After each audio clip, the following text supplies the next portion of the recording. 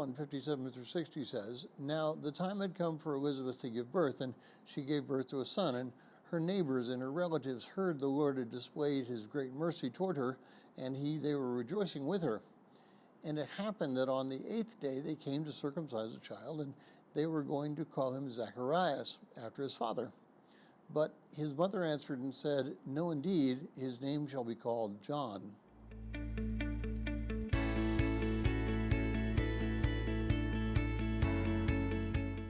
Well, if you're joining us in reading through this 25-day reading plan, today's reading is Luke chapter 1, verses 57-66, and I encourage you to read that passage.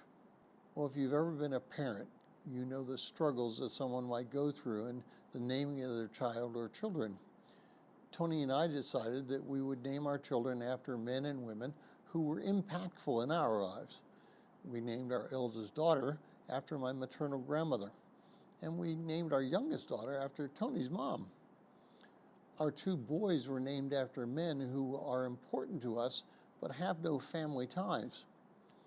These were decisions we made that we might help our children understand our history as a family.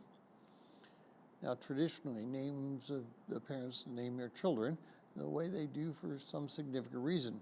It might be because of a particular person, as in our instance, but it might have also been that they had an understanding of just who they wanted that child to become.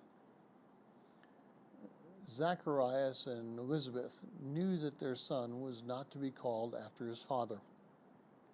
They knew it would have to be a special name, a name that was given to him by the angel who spoke with Zacharias. Now, how we name our children might be a recognition of how we view God. If we have no relationship with God, then we might feel free to name them anything that we want. But it is interesting that those who have some form of relationship with God tend to name their children after some person in the scriptures or in somebody in church history.